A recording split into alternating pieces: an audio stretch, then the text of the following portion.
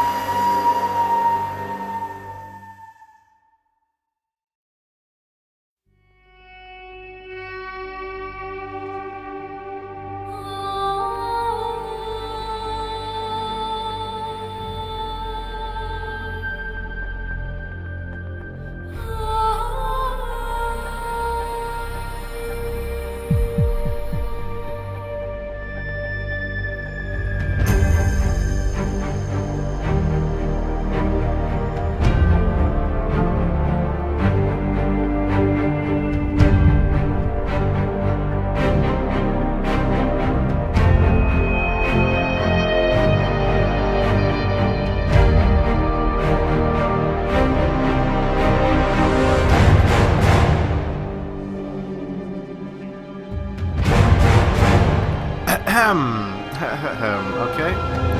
Assassin's Creed music, go bye-bye. Right, I'm gonna ring Don and Rob. I'm gonna start this podcast. Hopefully. Whoops, don't need people seeing. Yo. Oi. Alright, guys. Hello. Alright, we all made it. Step 1 achieved. Yeah, but Don's making his stupid sounds down the mic. It's not me. I can hear it this time. Oh, it might be me, Alan. It could be me. This is why I wanted to do a sound check, because this thing's really yes, unstable. I like Gareth, but you wanted to put shit through your bum. Right. Okay, I had to put shit through my bum. There's a very important caveat to add to that. But yeah, this thing that I'm using to do this is really weird. So. That's like a lawnmower. Yeah, I know. Right. So tell me, if I play music, can you guys hear it? Hang on. Can't you play music?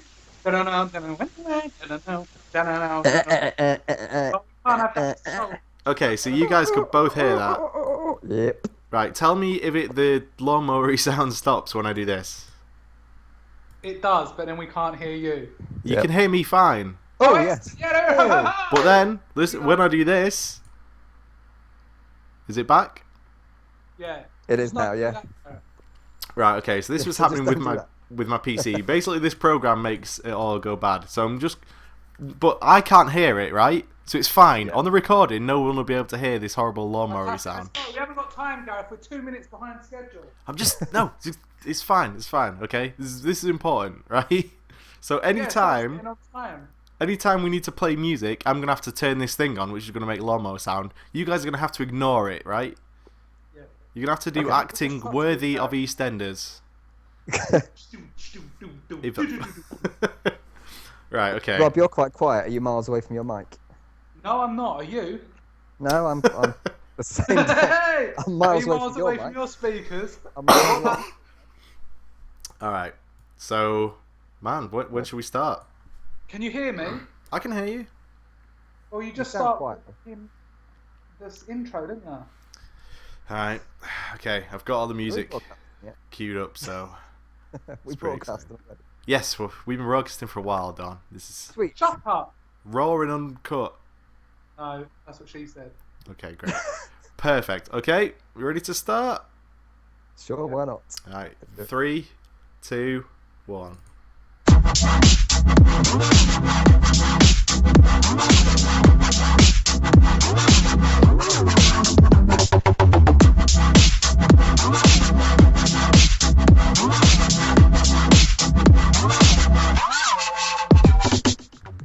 Live, and you can thank Gareth Bowles that we're only 3 minutes left. Like all the best shows, GMTV, The Big Breakfast, live and kicking, we are now coming at you 100% live. That's unless you are listening to the recorded version of this live show. So it's live. What's the difference? What are we in for tonight? Well, I'm glad you asked. Mistakes can be made, things can be said that are later regretted. You only need to look at the Russell Brand and Jonathan Ross controversial phone call to Andrew Sass to see how it can all go wrong. And Don says something really racist that we can't edit out. Hopefully we'll be on the 10 o'clock news broadcast across the world. Hint, hint, Don. We can only hope it doesn't sound like a disorganised mess, because that isn't what our listeners are used to, is it, guys? Hint, hint, Gareth. Yeah, I know. Professionalism all the way. Nothing It is. but the We're best. live. It's absolutely amazing. So, Don, if you say something, it can't be taken back. I'm Oh, yes. trying to be very careful with what I say. So Good. much so that So am I, my friend. So, yes, this week's the podcast is live because for the last 2 days, myself and Don have been on lovely dates. And because of Gareth's pressure to get it out on a Thursday, it has come to this, the first ever Gamecentral live podcast. Don's date was on a Tuesday. Although it went very well and Don had sex after the meal, he couldn't help but feel a bit hurt afterwards. Well, pepper spray does do that to you. Nice. Oh, edit that out, Gareth. It's a bit bad. Oh, no, we can't. What have we done with ourselves? We can't take it back. Oh, It's God. out there now on the internet. You know Don, my girlfriend's going to be listening to this, don't you? So, she's your girlfriend now. for the record, I have not said anything about our date, so On Rob the is air. merely speculating about it. So, If she's listening to this, she's a bit of a sadomasochist. Why would you want to listen to the events that unfurled? well, we all know I like sadomasochism, so... But yeah, I mean, so she's you're officially your girlfriend. Yeah, we just decided on Tuesday. No. On the date, I bet you went, will you be my girlfriend? I might have done. Thank you. And I'm perfectly cool with that. That's You are good. pretty cool now. Or did you pass I am. her a piece of paper that welcome. said, will you be my girlfriend? Yes, would- tick box, or no tick box. And then Please fill passed in it back. please fill in this survey. Or did you No, hold a I- knife to yeah. her and said, be my girlfriend? I didn't have to go that far, thankfully. She was Fantastic. quite happy. My date was a little less productive, but that's because I very much knew my companion, my lovely fiancée. We went to a restaurant and decided to eat in, which makes a change because I normally eat out. Oh. Oh no, I did a joke about oral sex. That's really low. Actual oral sex. A man performing the act on a woman. That's disgusting. We can't even edit that out now at a later date. Too hot for TV. This one's even worse. Talking of disgusting, Gareth hasn't eaten out for quite some time. Can't blame him really with that beard. He would not only look like Captain Birdseye, but have his beard would also have the faint scent of his fantastically popular fish fingers. Oh no! Christ. What have I done? That is awful. How can I say that on this planet with all the things going on in this world as they are? That's awful. That's one of the worst things that's ever happened. We should definitely be reported to Ofcom if there is such a thing for Twitch. For all of those of you that may be out there listening for the first time tonight, to see how a podcast live would actually work, now, you haven't tuned into the wrong thing by mistake. We do actually talk about games at some point. So apart from getting a new girlfriend, Don, not that you've had an old girlfriend, how's your week been? Awesome. Just, it's been all good because girlfriend. That's all that's really happened. I've actually not played Destiny every single day now because of this situation. You got other things. Some would say is a good thing, but other than it's been really good. It's almost like life can be good. Life can be good. It's a strange feeling, but I'm getting used to it. It's the third place on this podcast, isn't it? Guy was enriched with beautiful women. You're enriched with beautiful. Well, I don't know if she's beautiful. We're just going to have to take your word for it. And obviously, you're going to say she's beautiful if she's listening to this. I don't need to say it. She bloody well is. She I just said it though. Well, you know. That's nice.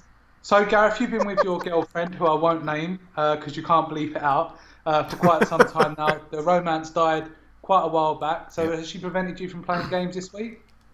I've kind of prevented myself by not playing anything. That's pretty good. Yeah, I mean, there's some stuff I've played. So, what have we been playing? I'll have some stuff to say. That's brilliant. But yeah, none of it is like actual games. Like I went to play Expo. And that was fun, and we'll talk about some of that in what have we been playing, but I've not played anything new or important in any way. Okay, the sounds are lined up and ready, Gareth. Oh, shit. Okay, great. We've got all our songs ready. Yep. And now on to a lovely thing we like to call the news. Ooh.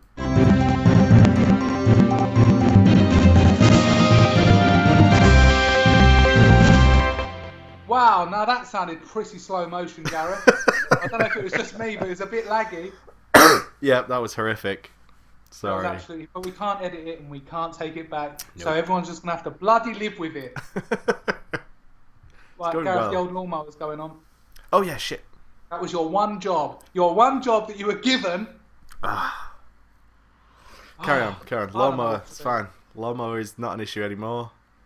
Standalone Glacier White PS4 release date. Well, sorry, if you haven't listened to this podcast before, we like to start off with the news. I think the news is pretty self-explanatory. I don't really have to explain to you what it is. In the middle, we're going to have a little bit of a feature. It may be listener questions, depending on how many people are listening. And towards the end, we're going to finish off with what have we been playing, which will also be games. It's a bit sad that we're 10 minutes in and we haven't even started to talk about games. But Gareth, the standalone Glacier White PS4 release date is confirmed now, so you don't have to worry anymore. Oh, thank goodness. Now my £351 can finally know when it's going to be spent. Because you're actually a white supremacist, aren't you? All your consoles have to be white. Okay, first of all, no. Second of all, it actually does look really cool in white. But you've spray painted your Xbox 360 white, so why did you do that? I've not done that. You have, though. This is all lies. It's not lies. Just because I can't edit out your lies for 1 week doesn't mean you can keep slandering me. It is, and it's initially going to be launched as part of a bundle with Destiny, and has been since sold with Drive Club. Gareth, yeah, you looking forward to Drive Club? I heard it's having some troubles. They're patching the golf stuff in later. Well, they are. It wasn't a lot of people thought. A lot of people thought there was a lot of content missing, i.e. the golf side of it. Yeah. Most people just ended up with a racing game that they're not too happy with.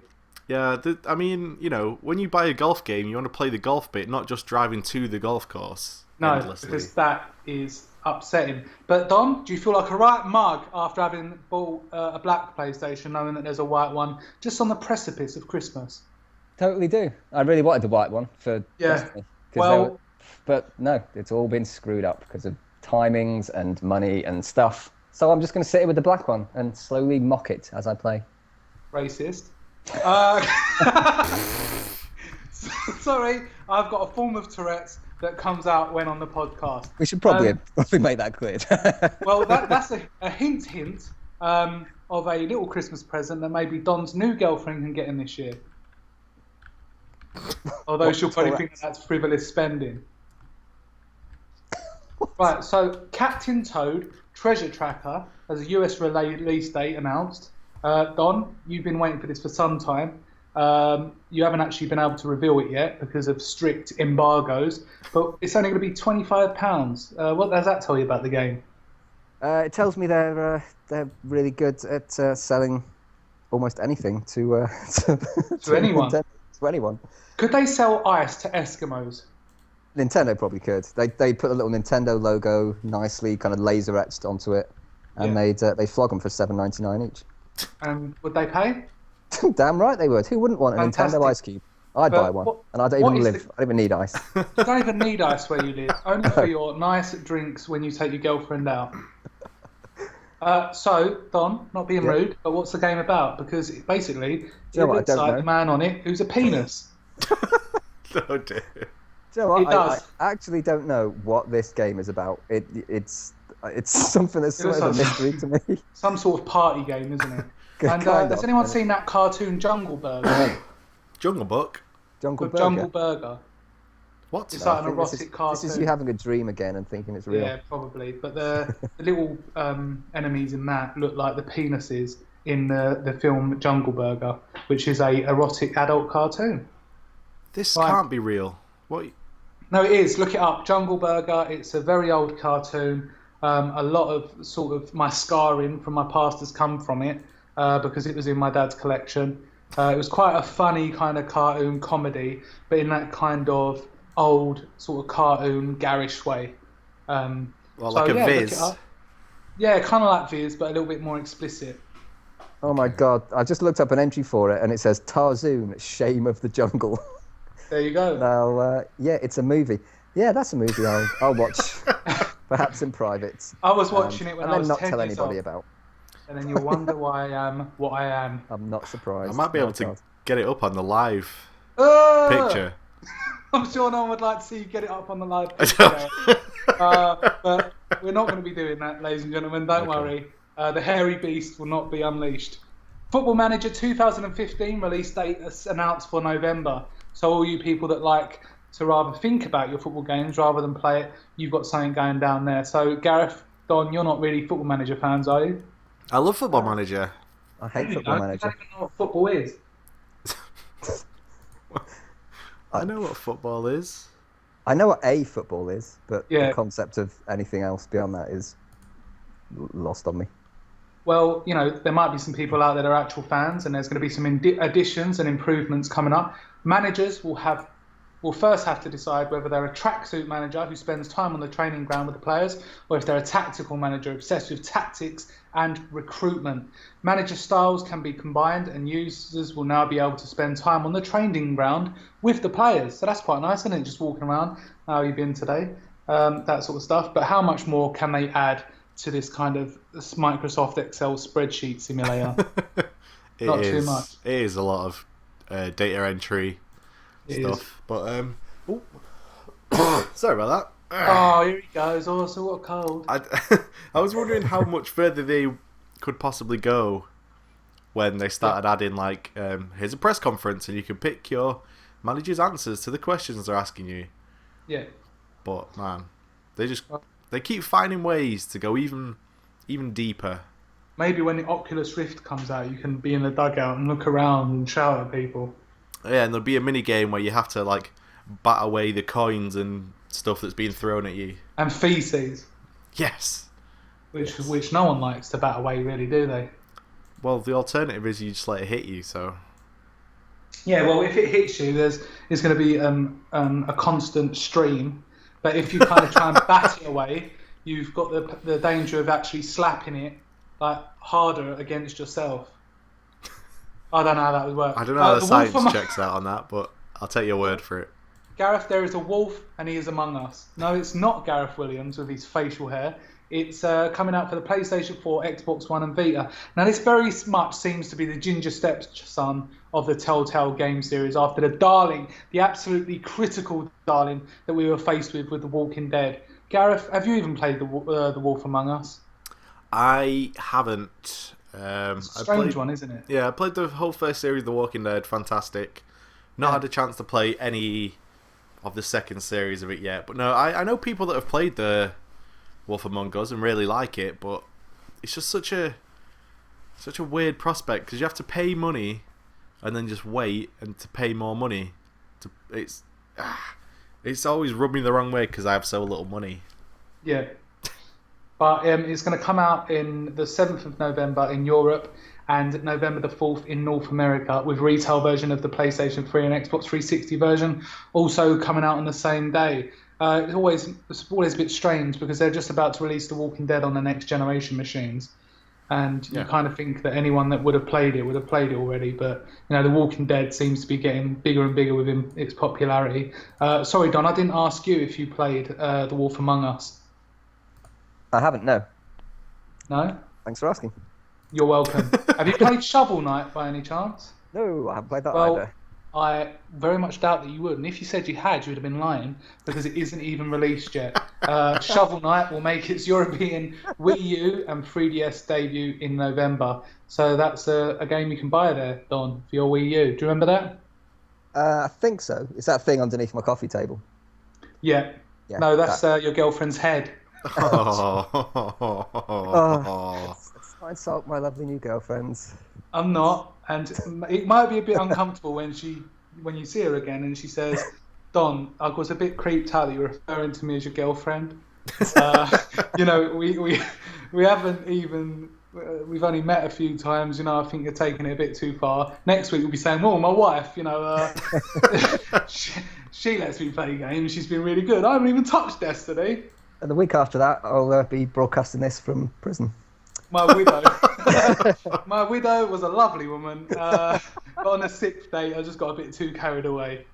But if you do want to buy that, Don, this actually looks like one of those games that Gareth plays and goes, it is actually good if you get into it. A lot of people have said this is really good. What? Oh, who knows? Shovel Knight is also critically acclaimed, much like... If ever there was a game that is exactly as its title suggests, this is it. It's a knight with a shovel. Yeah. Exactly. What more do you want? Well, I don't know what more I'd want. Does he have a horse? Oh, I don't know. I hope he has a horse. Yeah. With a wheelbarrow. As a wheelbarrow for a horse. That'd be good. Then I would buy this game. What if he had a nemesis? Wheelbarrow. He had a nemesis that was called Hoe Knight. Hoe Knight. Who carried a hoe. Yeah. Ooh. That's comedy gold. This is why you tune in live. For that's quite comedy tempting. Gold like this. Because that was so funny that we probably would have had to edit that out to just spare people from the danger that if they were to laugh so much. This is the kind of stuff that normally hits the cutting room floor. It hits don't the realise. cutting room floor, which is another thing that Don calls his basement. Right, so Nidhogg. Sorry, Don, did you come back there? No, I don't. I think it's best I just left that where it was. Thanks. You should just leave it where it was. Nidhogg is coming towards the PS4 and PS Vita. Now, Gareth, you actually love this game, don't you? It's fantastic. It's one of the best multiplayer games I've played in years. And if ever there was a game whose title sums it up so well, it's Nidhogg, right? Just like Shovel Knight before it. It's an ambiguous title. It's a made-up word, shall we say. It's essentially just 8-bit fencing simulator. Well, not simulator. Yeah, I don't think it's 8-bit really fencing. realistic. You just stab people and then run past their corpses. That's a the bit like essence London. of Nidhogg. A little bit like London. Yeah. But a lot more like Liverpool. Liverpool. Boom. Now, if you're Shots actually fired. listening in Liverpool, Gareth actually comes from Manchester, so it's a little bit naughty of him saying that.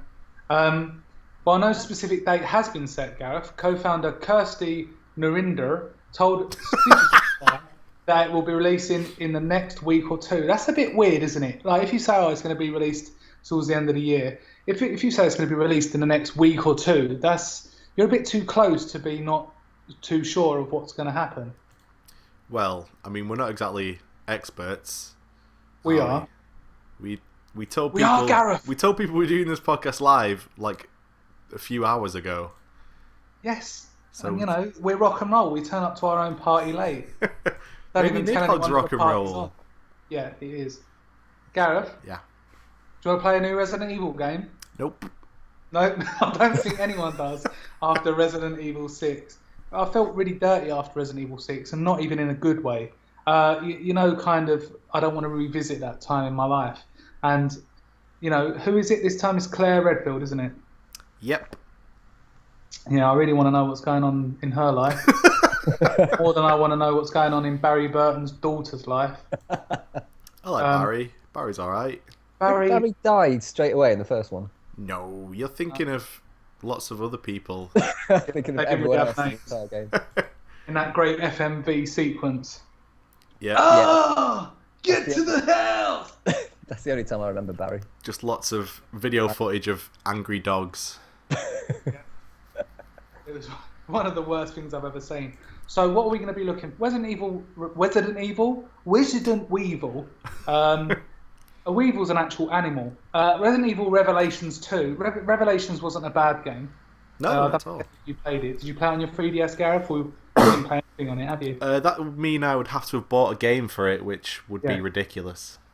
Yeah, it had that kind of. I don't even think they're going to be able to get that old Resident Evil feeling back. I didn't even think there was a feeling. I think back in the day with Resident Evil, it was a game of its own time, and a lot of people go, I remember when the dogs jumped through the window, I was really scared.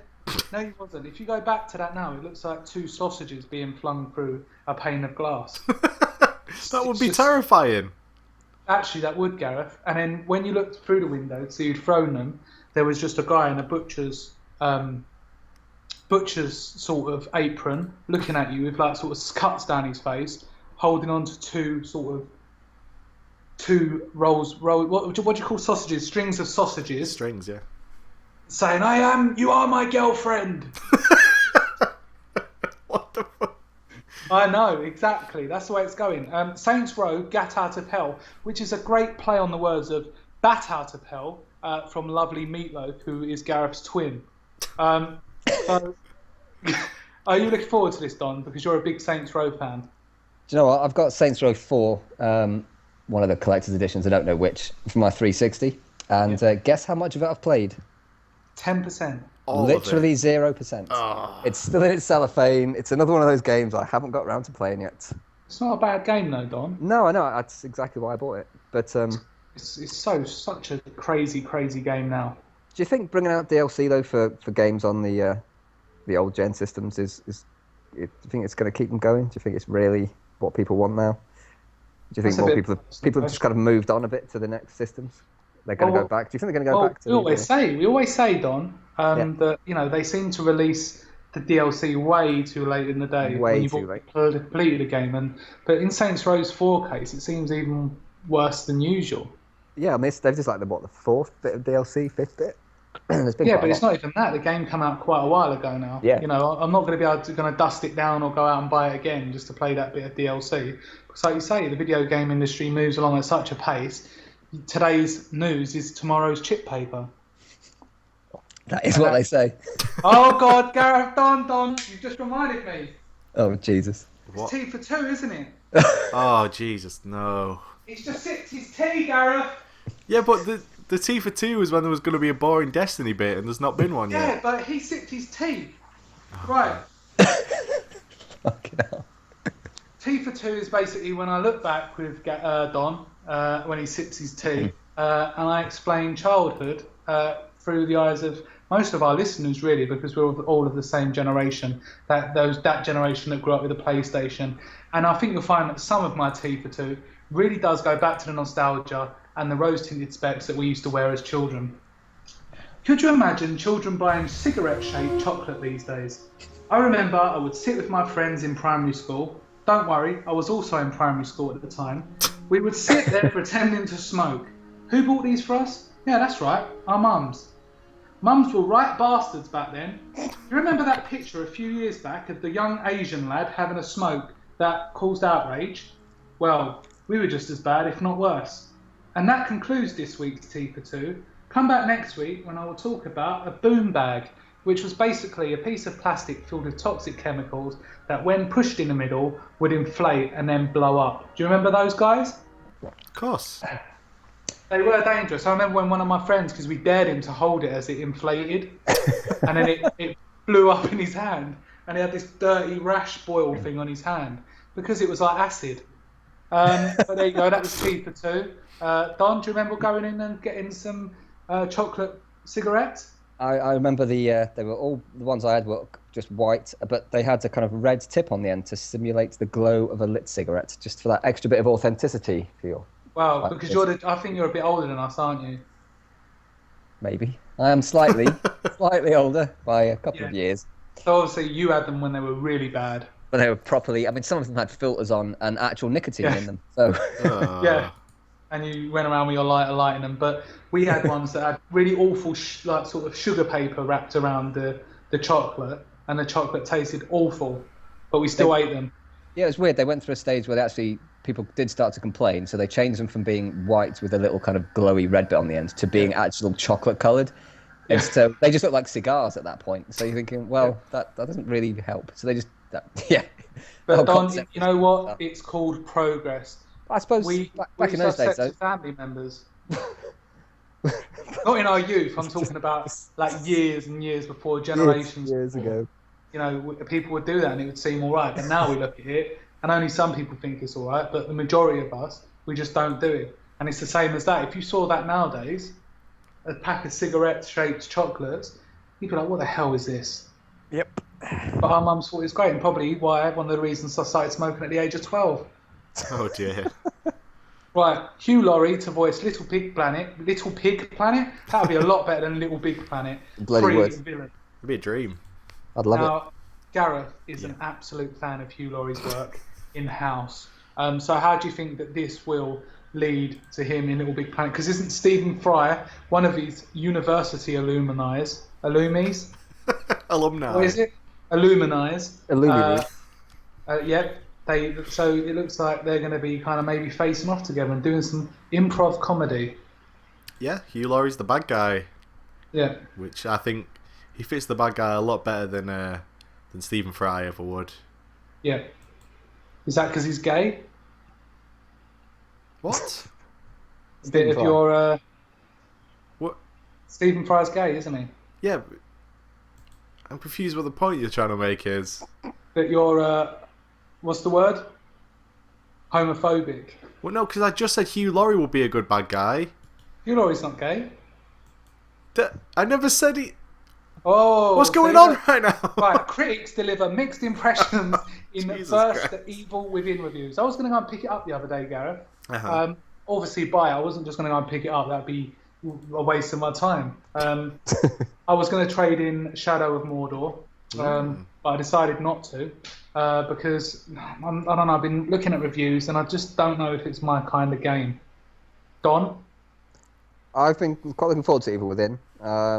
Not as much as Bloodborne or something like that, but yeah, because I like the old Resident Evil type games, and this was kind of harking back to that sort of. The thing is, Don, your girlfriend might Google the Evil Within now, and the fact that you said you're quite looking forward to it will probably make her quite scared of you. No, I think she's pretty cool with the whole video games thing. Good. What made you think you were going to get it, Rob? Yeah. Well, I don't know, because I'm a big Shinji Mikami fan of the old school Resident Evil kind of gameplay. But I suppose I'm just going on a downer with games, which I'll explain later on. But, you know, there seems to be people that like it, there seems to be people that don't like it. But at the moment, I'm holding off on buying it because it seems to be one of those games that's going to kind of plummet in price.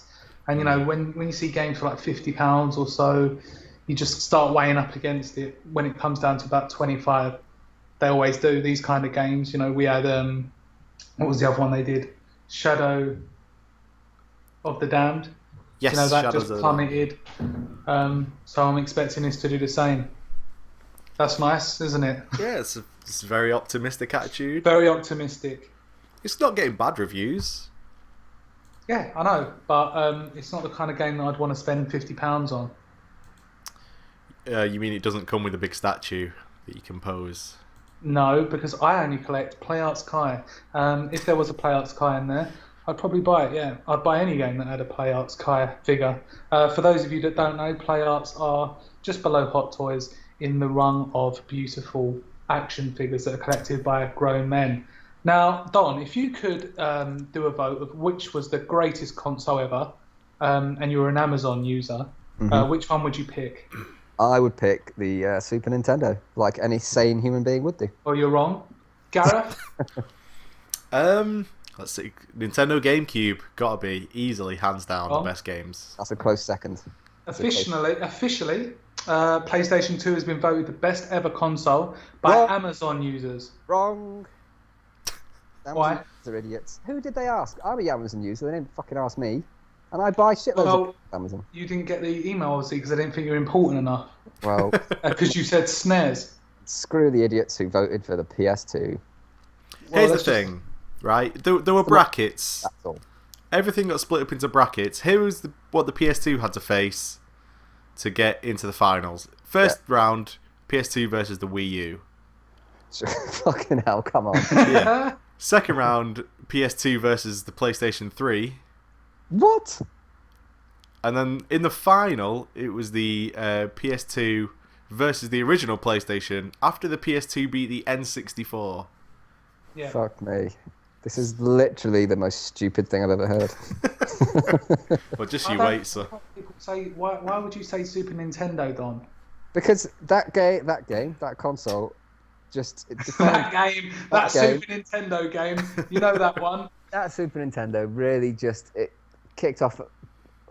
If it wasn't for the Super Nintendo, there wouldn't be a PS2. There wouldn't have been a PS1 for that matter. Came at the end of the game crash, didn't it? Well, yeah. I mean, and not just because of Nintendo helping to fund the PS1 accidentally in the first place. Oh, we just lost loads of money. Where's it gone? I accidentally gave it to Sony. I accidentally gave it to Sony, and then they fucked up with all our CD drives, and they've made a console out of it. Bloody hell. Super Nintendo lost to the original PlayStation. Oh, fuck me. That just tells me everything I need to know about the dicks that were voting. Yeah. There's a certain kind of gamer who was voting, and I know exactly what they're like, and they're not welcome around my house anytime.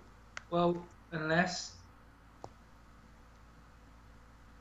The what? Oh, he's drinking tea again. That was water, sorry. I've got a bit of a sore throat. Oh, bless him.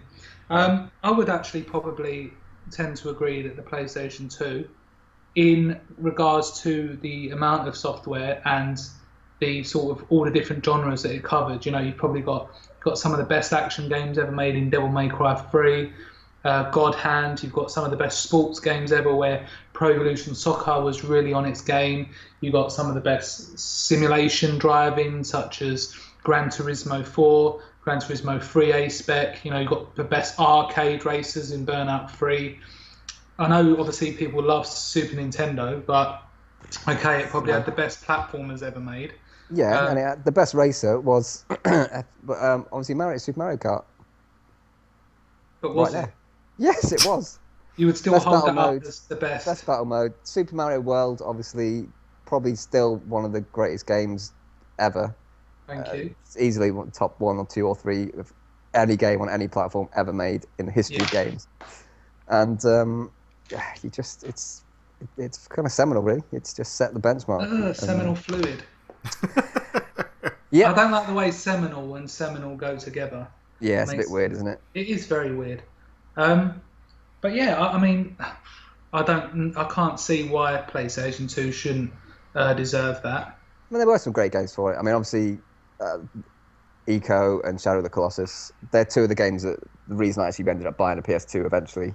Because I didn't have one for ages. I'd gone through like N64 and a GameCube way before I bought a PS2. And then I only picked it up to pick up those classic games you could only get on PS2. And they are fantastic, brilliant games.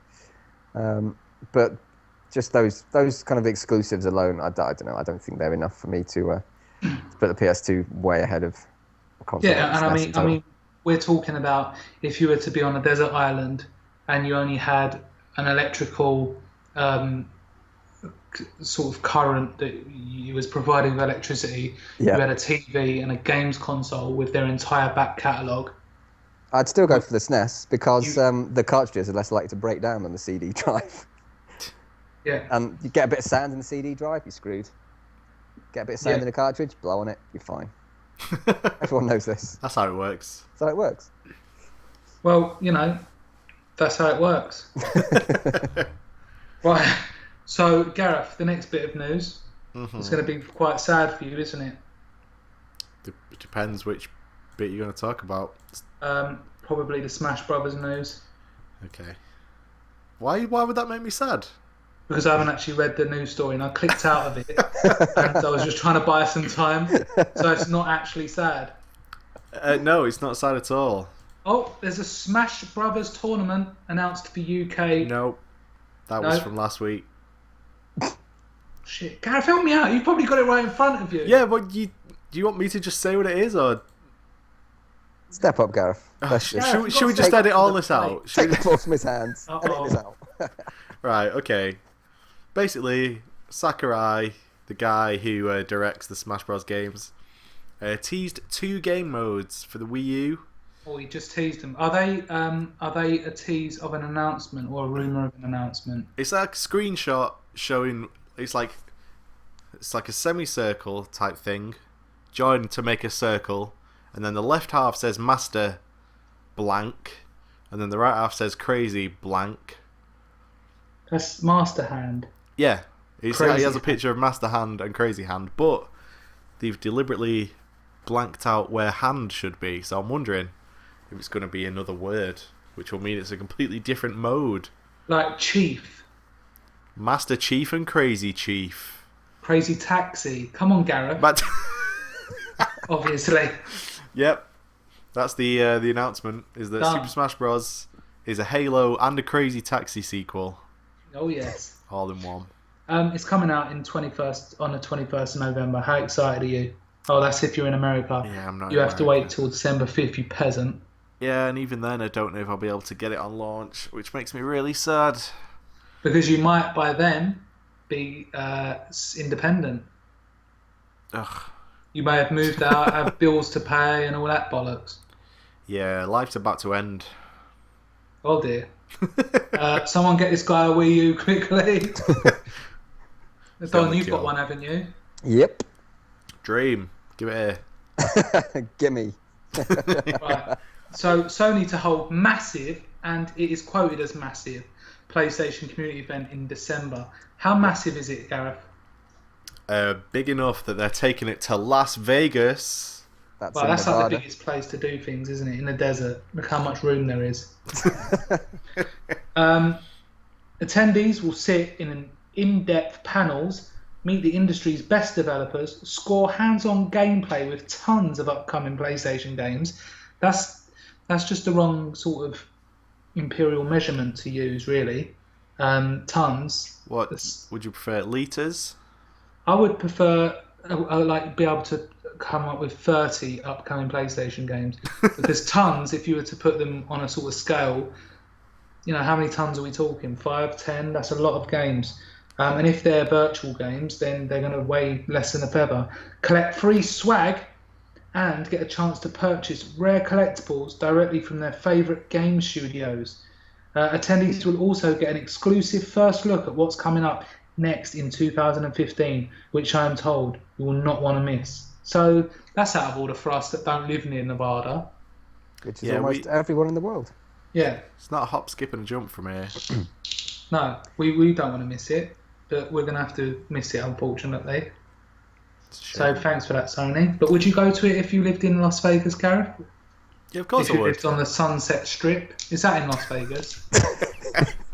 I don't know, do I? I think that's what they call that bit of hair that goes from your belly button to your pubes, isn't it? Oh, Gareth, bring it down. Good times. The Xbox One controller can now find your lost controller, but what happens if you lose both controllers? then you probably shouldn't be playing games. You shouldn't. Well, there you go. That's not really that interesting. You just say to your Kinect, find, and then you can show the stats vibrating. There we go. Just do what I've always done to stop losing a controller, and that's just tie it to the console by a bit of string. Oh yes. Well, controllers are so crap now. You have to have the play and charge kit constantly attached to it anyway. Yeah. Now to Don. This is quite a funny story, isn't it? Bungie. You really like Bungie, so why don't you go ahead with it? Because these guys, they are so funny. It's hilarious. It really is. They are hilarious. Those crazy Bungie guys. They are. They really are. Crazy. And obviously have Destiny story of the week, because there has to be Destiny story every week. Every week. Literally every week. Obviously they nerfed the loot cave a couple of weeks back. Can you tell us what nerfed is for those that nerfed don't? Means nerfed's kind of gun. It's kind of what? Gun. Pretty fun as well. So this clearly made it more fun by making it nerf, right? No. Exactly. Nerf just means they've basically put an end to it. They've put a cork in it. Put a stop to it. Ended it. Cut it off. Yeah. To start one loot in the cave. And I said at the time they should kind of rename it like the old Destiny loot cave, or they should do something to like mark it as a place that once was, as it were, in the world. And they have listened to me because I emailed them constantly through automated emailing software, and bombarded them so much that their site went down a couple of times. So eventually they had to listen to me to stop me doing that.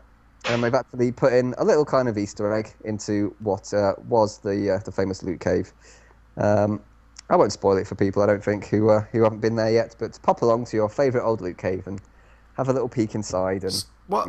No, screw you, I'm going to spoil it. It's just a little thing that when you click on it, it says some words. That's it.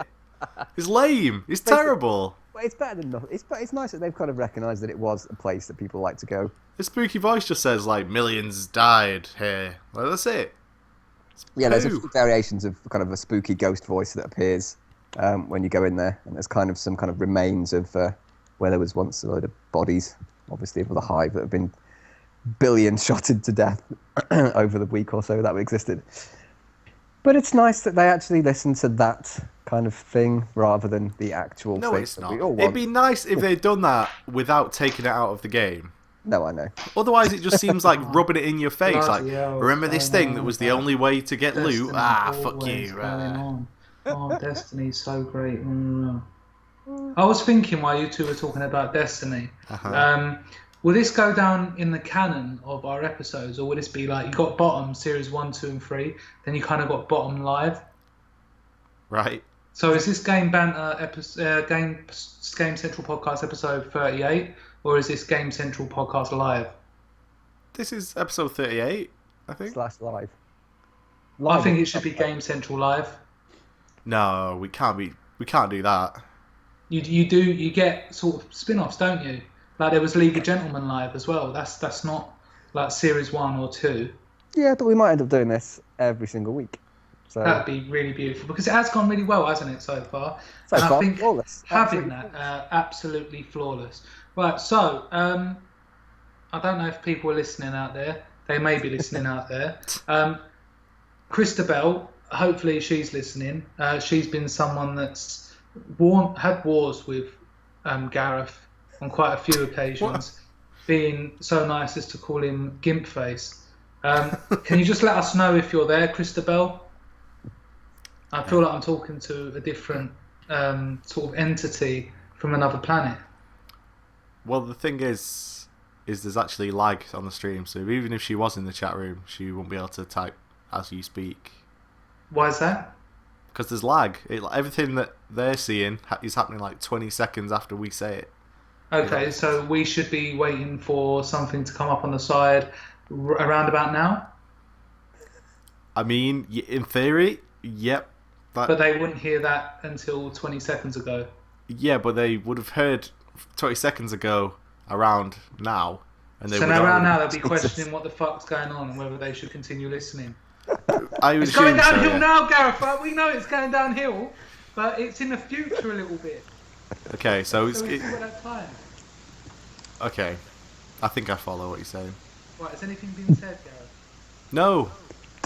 We'd have to have some kind of actual viewers or listeners. We have 5. We have Woo-hoo! 5. That's Five nearly is a double record for figures.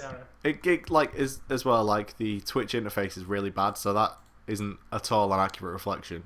But Twitch is worth like $4 billion or something. So how can it be a really poor, slow interface? It must be state of the art, speedy, instantaneous. It doesn't have to be if it's the only competitor. You're It quite can be right. whatever the fuck it wants. It can be as bad as it wants because now Exactly. they've got all the money. So is this the part of the show where I get to take over This for is a the part moment? of the show where Gareth is going to go for his song of the week, and let's see how he does it live and whether he'll prattle on. When we come back from the other side of the song, obviously we can't talk over it because that'd be very rude. Hopefully we'll get some questions from Christabel Gashian as to why Gareth treated her the way he did for quite a while before I even met Gareth, because I didn't realise what kind of person he really was. Okay, Gareth, take it away. Alright, I'm actually just going to mute you, so there's no chance that you'll speak during the song. Thank you. I'll still speak, but people just won't be able to hear me. Oh yeah, you talk amongst yourselves. That's fine. Okay. But don't actually do that. All right. Where is it? Where is it? Okay. Oh.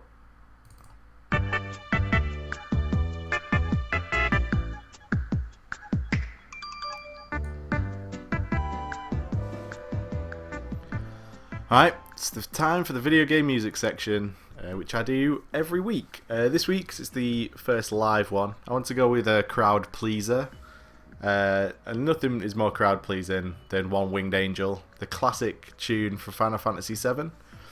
I've gone for the version from Advent Children, which was the computer animated DVD film they brought out, which is really cool. And I think it's probably the best version of the track. So, this is from Final Fantasy VII, Advent Children, and it's One Winged Angel.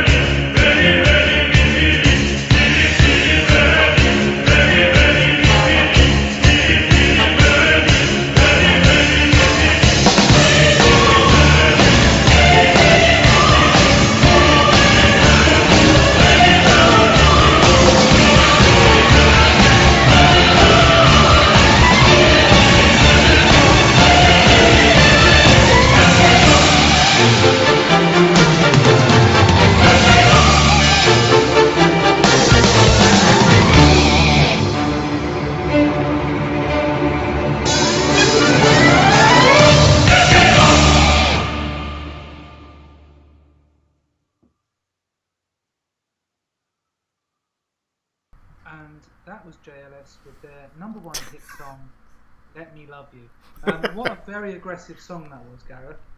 Yep, apparently I didn't have that set up very well, so it was all incredibly loud. I might have to go back and fix that one thing. Well, I'm sure you won't be able to fix the hearing of our listeners. How much were they really listening anyway? How Is much it still were they... playing? Is it I can't finished? tell. Just turn your volume down. It's fine. Ooh. It's rock and roll. You got to crank it. You That's have loud. and you definitely cranked it up to 11 there, Gareth. Good. That was my one goal, was to deafen everyone.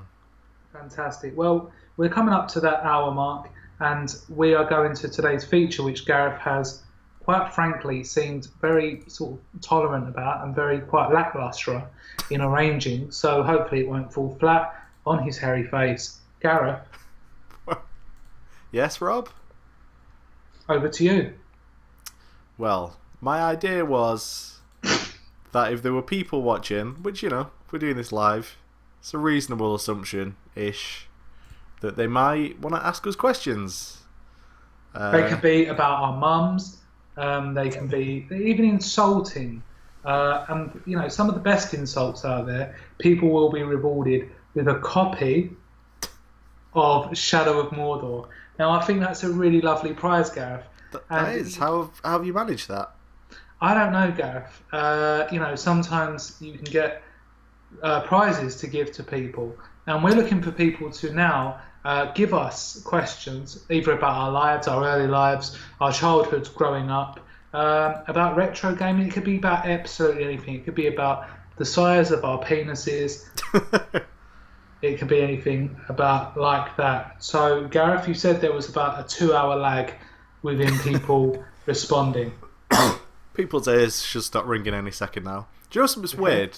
You made me think about this by saying size of penises. Which it has nothing to do with my penis, don't worry. So I've got like a spot, but it's like right on, basically on my nipple, right? But it's right next to the existing nipple, so it kind of feels like I have two nipples. And that is the Gamecentral podcast right there. You know, you won't hear that kind of stuff anywhere else. Gareth feels like he has 3 nipples. Now, you know, if anyone would have asked the question, Gareth, what would it be like if you had to live in an eternal nightmare of having 3 nipples? That is the answer that you would have been given. So there's just a little test there. Right, does that mean I win a copy of Shadow of Mordor? Not yet, because it wasn't an insult. Oh, so close. I think Don's typing in the chat. What? I don't. What? Okay. Yeah, Don't know what that you is mean. Don. The awkward silences are always the best. This is the kind of stuff I would normally edit out. Yeah, but Gareth, when you try and say to the feature, oh yeah, maybe we'll do that, you sometimes have a sort of backup. Yeah, I spent quite a lot of my day setting up this live thing, so... And people don't even appreciate it. No. The Jaguar Wong in the chat says he can't hear anything anymore after that music. And Fantastic. I have it on good authority that Jaguar Wong is actually Don, so... I want to thank Don. So, for... That's this slander, feature, that what is. we've basically got is Don making jokes to us. Don is Don making hilarious jokes, yes. Is making hilarious jokes while we're... do you know what I feel like, Gareth? What do you feel like? You know, when some guys go out, we're like, yeah, let's go out, let's get some birds. Yeah. And then you're kind of just sat at the table. Mm-hmm. It's a bit embarrassed. Well, you know, can't expect people to stick around after I deafened them all. Yeah. So, what have we been playing? God. Let me set it up. What?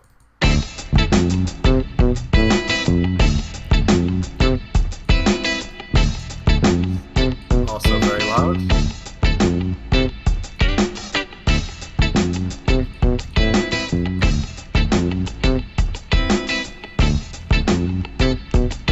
We just played this for an hour. You So Gareth, that was an absolutely brilliant feature that you organised for us this week. Thank you very much. Hopefully you'll come along and organise the feature for next week. Yeah, literally as we moved on to the section, Baby Foo 69 in the chat says, haha, think no one is here. So thanks Baby Foo for being the contributor to the feature. Technically you got in just as we changed, but I think that counts. Yeah. So, well done. Baby Foo, thank you also for making me feel dejected and that no one loves me. As if that doesn't go on in my life enough as it is. Whoa, Gareth, calm down! My God, you were given 2 jobs. Arrange the feature and the fucking sound. I don't know why that did that. It proper skipped on its own. Okay, my apologies. It sounds like, you know, when you fire up one of those old projectors, you know, with the film reels in it, because it goes like, then the fucking sound comes on. Okay, I'll turn that off. Oh dear. Right, brilliant. Thanks, Gareth. It's alright, mate. It's alright. Anytime. So, what have we been playing this week, Don? Apart from the old vertical bacon sandwich. Yeah. What? The old meat taco. Are you basically saying that they lay on top of each other with sort of bacon strips laid across their torsos? No, the vertical bacon sandwich is like a euphemism for literally for never heard that in my entire life. Because I literally invented it like a year ago with my friends. Yeah. You know, I was quite happy without that being a thing in my life. But now it is, and I will never be able to forget it. You just better hope she's not got ketchup on it. That's all. That's all. I'll say. Don, quick. Well, it was nice going out with her. Yeah. Gareth's trying to trail us, you know that. That's why he's done it. Well, this week. Sorry, I just think that all of our listeners have no arms, so they can't contact us. That's why I'm sitting here holding on to the belief that that's the actual possibility. I'm talking about Baby Foo 69. She types with her nose. Yeah. With a pencil, sellotape to forehead. It wasn't so much of a question as an insult. Wow. Right, go on, Don. Okay, so obviously I've only really played Destiny this week. So there's not much more I can say about that, so I'm not going to say any more about that. Instead, I'm actually going to tell you my girlfriend. Because it is game related.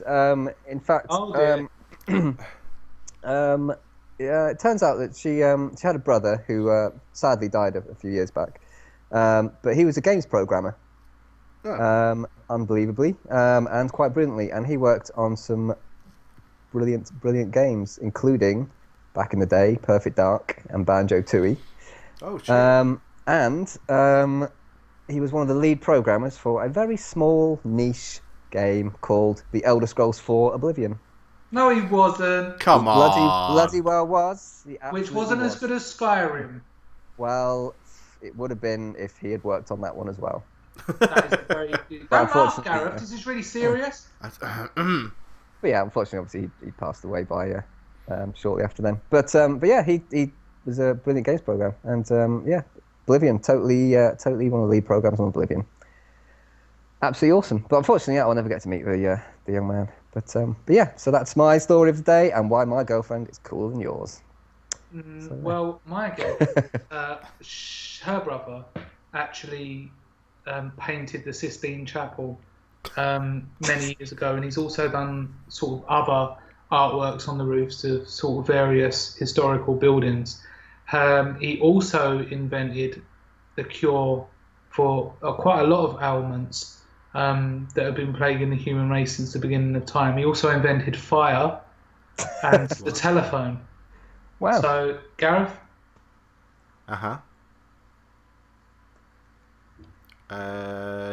My girlfriend's brother actually lives in China right now.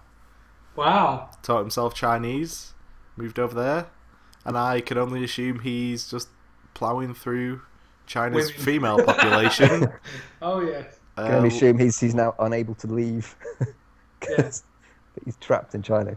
Don't be racist. Right, so... The old Chinese finger trap. There we go. Oh, Jesus. You can't I say need to that. think You can't these say through. Chinese burn either. What? You can. My girlfriend tried to give me one of those the other day. Oh, why? Way.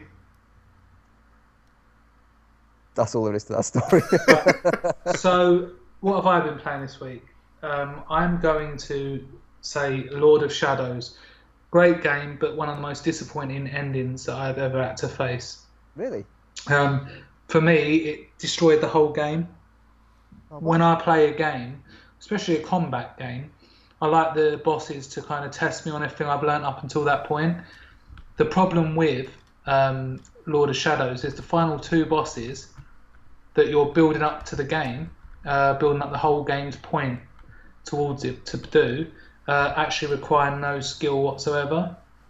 Oh dear. So basically what it is, the whole game is built around you assembling an army to then take down the kind of generals in Sauron's army. So you're going through and kind of brainwashing orcs to fight for you.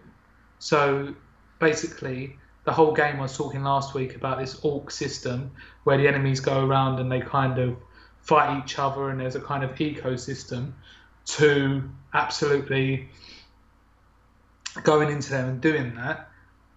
And you're doing all of this thinking that there's going to be some kind of payoff, as you would. Okay, I'm recruiting enemies, I'm recruiting them to my side, I'm learning all these kind of combat moves, I'm upgrading my health. And then when it comes to the actual ending, one of them is a quick time event, and not a very good one at that. Whoa. Are you seriously just talking about the ending of a game that came out last week? No, I'm not talking about the ending. Okay. I'm talking about what the ending consists of. One of those that's battles. The same thing. It's not, because I'm not telling you the outcome of the story. I'm telling you that the final boss battle is a QTE. Okay. And only 3 button pushes. And the one before that is you just basically jump on the guy. So like a Mario game. Pretty much. Just pop him on the head. You use none of the skills or the army, really, that you have accumulated throughout the game. And it completely took the game from an 8 out of 10 to a 6 out of 10 in my eyes. And I think a lot of the people that have reviewed the game haven't even got to the end because no one mentioned it. Well, that happens a lot though in games, with because especially with the obviously the embargoes and the late delivery of games that's more and more frequent these days. They just don't have a lot of journalists don't have time to finish a game, so they'll play as far through it as they can and go, yeah, this is a brilliant game, I'm loving it, blah blah blah. But obviously, yeah, you're right, they've never got to the end most of the time. But you will think to yourself, did that really just happen? Have I really just witnessed that? Because it's literally as if you're like, yeah, I've accumulated my army, we're getting on the boats and I'm going to go and kick some fucking ass. This is the whole point of the game. Everything I've been leading up to. It's like Resident Evil 4, you know, you level your guns up, you feel like a badass, and at the end it's just one of those QTEs. It's like some of the best combat you've ever had is where you feel powerful when you fight the final boss, and it's a brilliant fight. But not this. And for me, it took all of the good stuff that the game had been building up to, the whole purpose of the game, ripped it right out and just threw it to the side. And it really, really disappointed me. So if anyone's out there thinking of buying it, like Don, wait till it goes down to £25, £20. I shall know. Thank you for your wise advice. Because you were going to feel right mugged off. I went out and bought it on the back of some very strong reviews, and not one review mentioned that ending. You felt mugged by Mass Effect's ending. It's the same sort of principle where you build up. A lot of people said over the Mass Effect period of games, you built up this kind of followers, and you felt like a badass space captain. But then you didn't feel that there was any payoff at the end, and this is exactly the same. There was payoff. It was just the payoff they chose was just the most baffling, ridiculous, terrible choice they could have ever made. Well, you feel like that for this as well. Okay. You're like, what? The combat in the game is some of the best combat I've ever played. Easily destroys the likes of Assassin's Creed. It's so visceral, so pleasurable. You know, you start off by running into an orc camp and getting cut down. Towards the end of the game, you can run into an orc camp and face 4 captains at once and lay waste to about 200 enemies. And you feel good. And then you're ready to go and fight the last boss. And you feel ready. but he's the guy that kills your family at the beginning of the game. That's not a spoiler because that happens right at the beginning. So obviously you're feeling this kind of revenge that you never really get to fulfill, and that for me destroyed the game. Forza Horizon 2 still playing, really good. But as I said to my friend who's also playing it, is games are sort of don't really evoke feelings anymore. It feels beautiful and looks great, but I think games are becoming too perfect. In that, what? I don't know how to explain it, but it seems that they're too good now. Like we've reached a pinnacle, and we're at the point where they're so good and they're so non-offensive that they don't really stir any kind of emotion, be it negative or positive. Because we all know, even if a game looks beautiful, that only lasts for a few sort of hours, doesn't it, until you get adjusted to it. And then it's just like it is a game. You don't turn it on every time and go, oh! Right. It's like the saying, no such thing as bad press. Yeah. Like, at least if a game's getting slated, people are talking about it. But a middle-of-the-road game like Forza Horizon 2, no one really cares, because like, yep, that's Forza Horizon 2. It's not a middle-of-the-road game. It's very accomplished. It's probably the best sort of racing game I've played, the best-looking racing game I've played. Definitely better than something like Drive Club that's come out half-finished and disappointed a lot of people. It's a lovely package. Oh, that's what she said. But it's so lovely and so non-offensive that it just stirs neither pleasure or disgust. And it's been quite a sad gaming week for me, really. Tried a few indie games, but as usual, I don't seem to get on with indie games. People like Gareth, they pretend that they like indie games. I'm not pretending.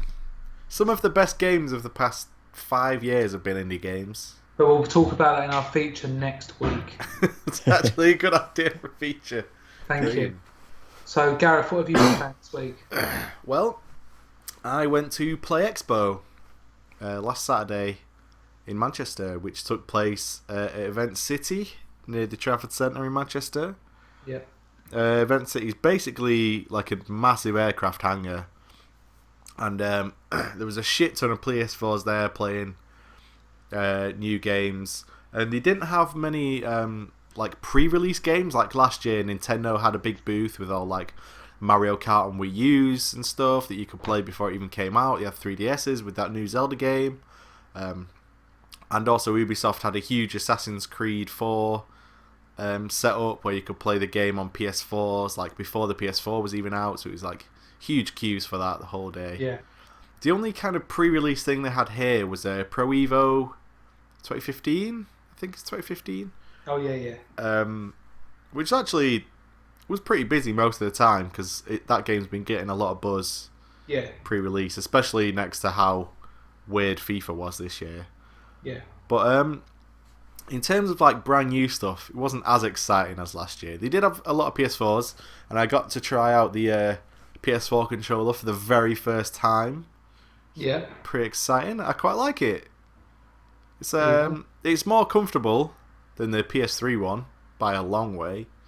But the sticks feel weird. It's like they got most things right with it, and then so it's like I don't know how to describe it. It's like imagine a bowl, right, for your thumb to like rest gently in, and that's nice. It would feel nice, but then inside that bowl is another bowl upside down, so you can't like get your thumb any purchase because there's this thing like that's very abstract. I'm sure there's not a lot of people out there that can identify with that emotion.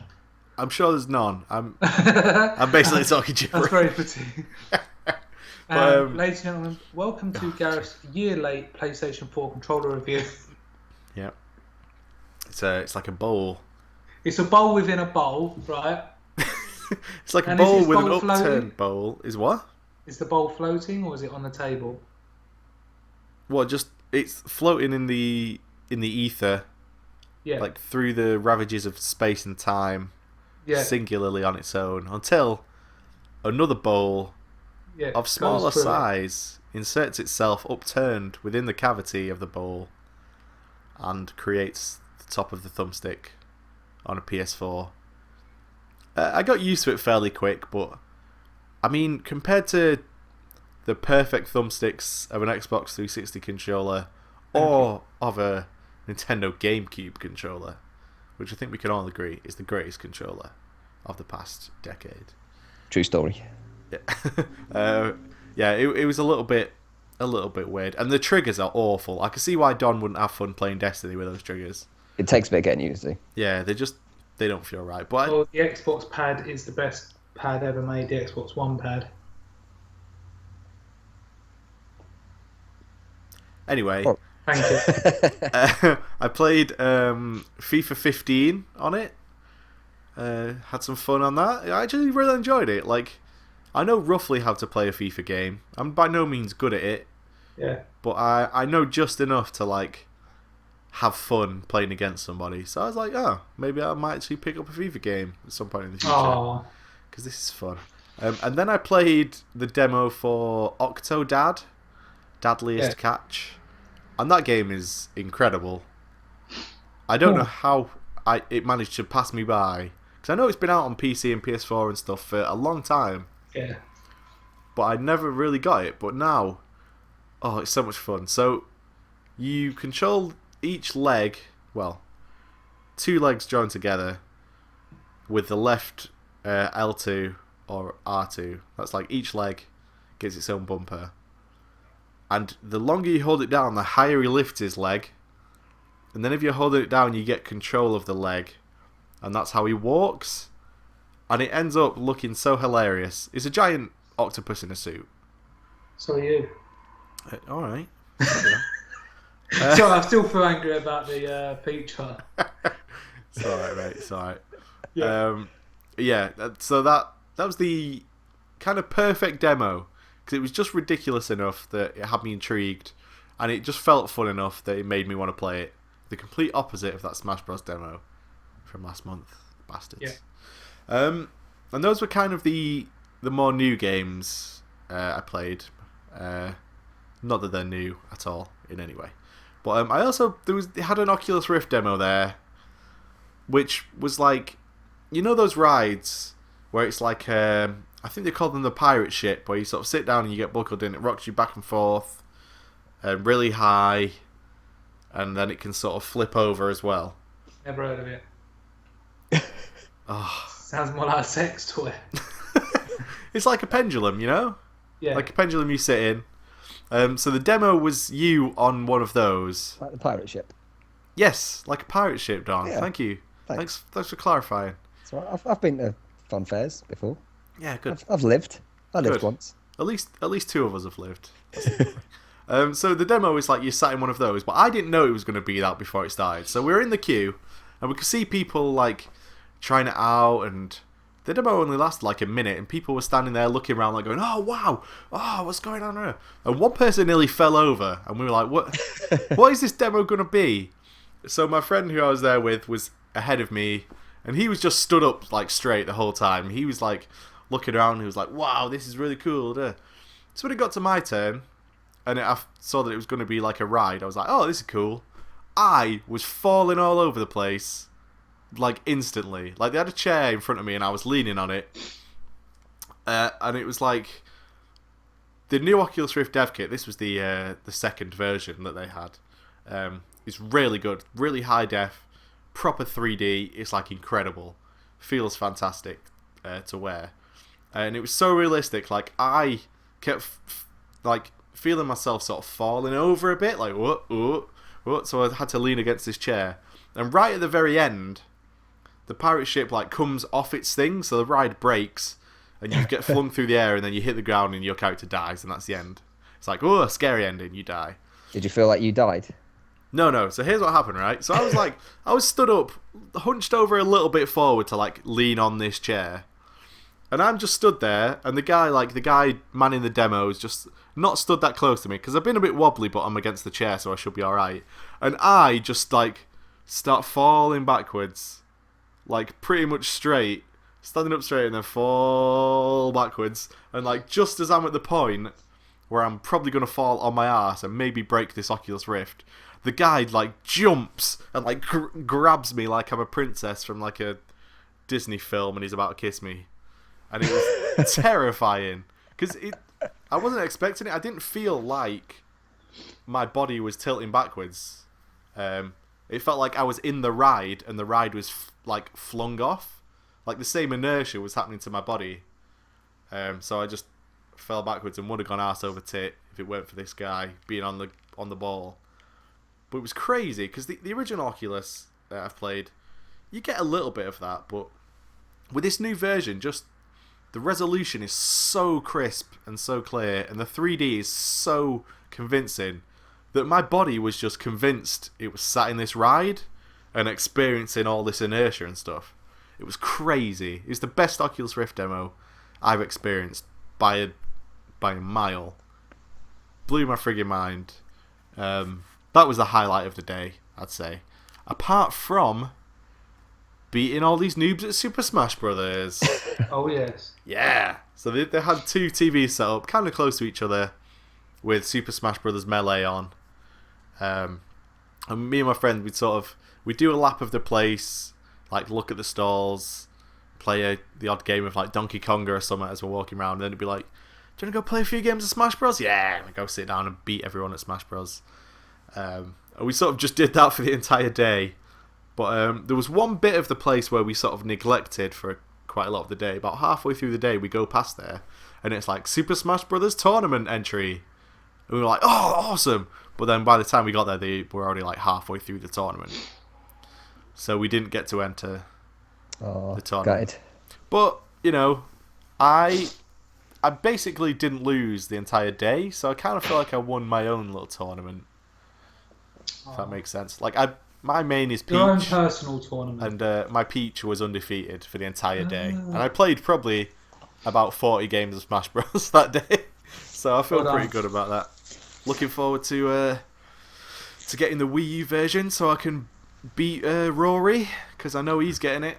And also, I think Mark Shepard as well, talking a lot about Smash Bros. On the group. So I'm looking forward to letting them feel my Peach when it finally comes out. That is a lovely place to end the podcast there, Gareth. With them both having a go against your Peach. Don, it's been absolutely beautiful having you today. Thanks. Gareth, maybe you could just edit out the feature bit. That would be very nice if I could do that. Because it was a bit awkward. Just keep in the bit where you start playing all the rather... Oh, he's put his little song switch on. I have to. Why did you have to? Because the podcast is coming towards its end, so I need to... I'm sorry that you decided that you're going to put on your little switch. What? Do you not want me to play us out? No? Great. So that has been the live podcast. I think me and Don pretty much held up our ends of the bargain, didn't we, Don? Yeah, we definitely supported. We're the pillars. Yeah, Gareth sort of was between the two pillars, kind of riffing. The important thing is to know, is to make he's mistakes very and quiet, learn from them. You can't really hear him. I'm not that quiet. They'll be able to hear me just fine on the actual podcast. You sound like you're on the other side of a wall. You can hear me on the other side of the wall. Everyone else can hear me just fine right now. Okay then. Well, join us next week where it will be episode 39. Hopefully it won't be live, and hopefully Gareth won't be in charge of the feature. So until then, goodbye. Bye. Bye.